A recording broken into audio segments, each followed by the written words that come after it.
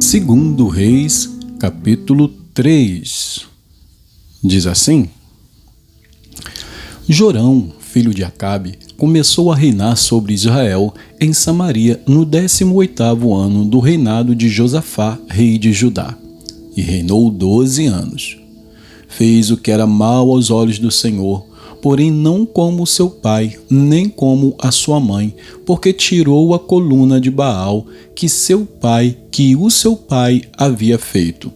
No entanto, aderiu aos pecados de Jeroboão, filho de Nebate, que havia levado Israel a pecar, e não se afastou deles. Mesa, rei dos Moabitas, era criador de gado e pagava o seu tributo ao rei de Israel com 100.000 cordeiros e a lã de 100.000 carneiros. Mas depois da morte de Acabe, o rei dos Moabitas se revoltou contra o rei de Israel.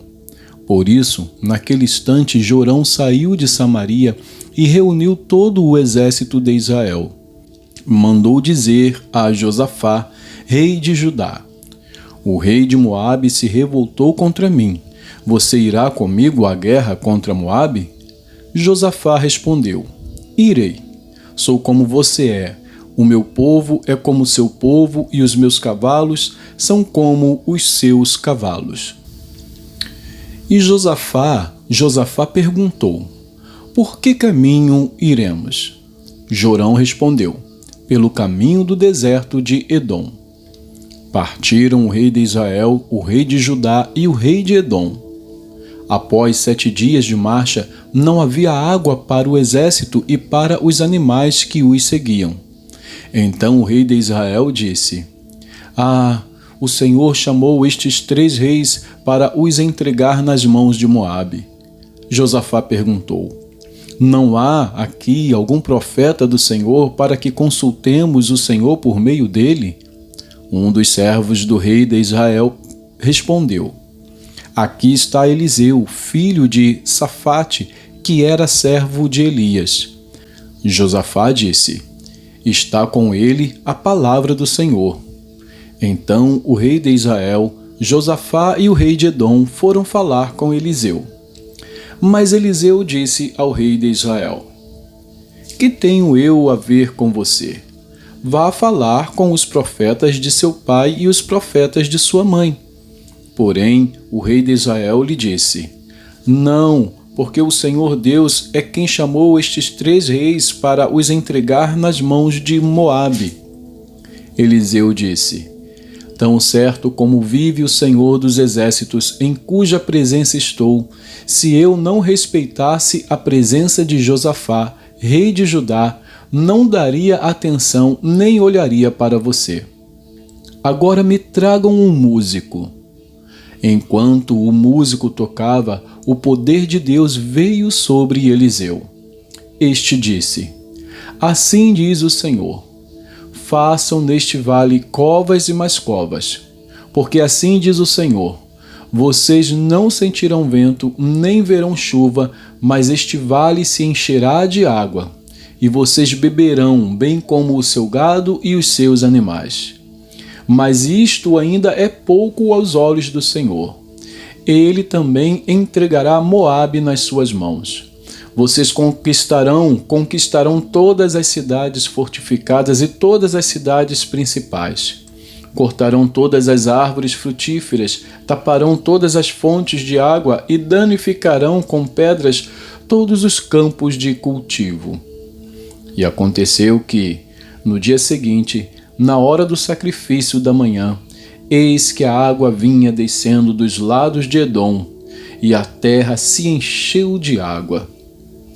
Quando todos os moabitas ouviram que os reis tinham vindo para lutar contra ele, convocaram todos os que estavam aptos para a guerra, desde o mais novo até o mais velho, e tomaram posição nas fronteiras.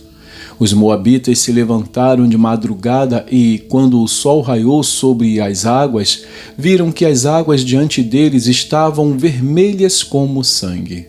E disseram: Isto é sangue. Certamente os reis se destruíram e se mataram um ao outro. Agora, moabitas, é hora de pegar os despojos. Mas, quando eles chegaram ao arraial de Israel, os israelitas se levantaram e atacaram os moabitas, os quais fugiram deles.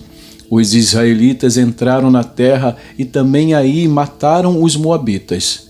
Arrasaram as cidades e cada um lançou uma pedra em todos os campos de cultivo e os entulharam. Taparam todas as fontes de água e cortaram todas as árvores frutíferas. Só Kir-Hazerete ficou com suas muralhas, mas os que atiravam com fundas a cercaram e atacaram. Quando o rei de Moabe percebeu que estava perdendo a batalha, tomou consigo 700 homens armados com espada para abrir caminho e chegar até o rei de Edom, porém não puderam.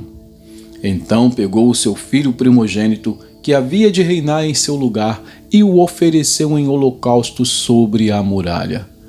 Houve grande ira contra Israel e, por isso, eles se retiraram dali e voltaram para a sua própria terra. Vamos a Ezequiel, mas na leitura de ontem eu pulei o capítulo 45 e fui direto ao 46. Então hoje eu vou ler Ezequiel, capítulo 45, e amanhã a gente lê o 47, porque ontem nós já fizemos a leitura do capítulo 46. Então vamos lá? Ezequiel 45 diz assim: Quando vocês repartirem a terra como herança, façam uma oferta ao Senhor, uma porção santa da terra. O comprimento dessa porção será de 12,5 km e a largura será de 5 km. Ela será santa em toda a sua extensão. Dessa porção, o santuário será uma área quadrada de 250 metros por 250, tendo ao redor uma área aberta de 25 metros de largura. Dessa porção santa, separe uma área de 12,5 km de comprimento por 5 km de largura. Ali estará o santuário, o lugar santíssimo. Este será o lugar santo da terra, destinado aos sacerdotes, ministros do santuário, que dele se aproximam para servir o Senhor, e lhes servirá de lugar para as suas casas. Será também um lugar santo para o santuário. Os levitas, ministros do templo, terão uma propriedade de 12,5 km de comprimento por 5 de largura, onde poderão morar em suas cidades. Separem uma área de 2,5 km de largura por 12,5 km de comprimento ao lado da porção santa para ser propriedade da cidade. Ela pertencerá a toda a casa de Israel.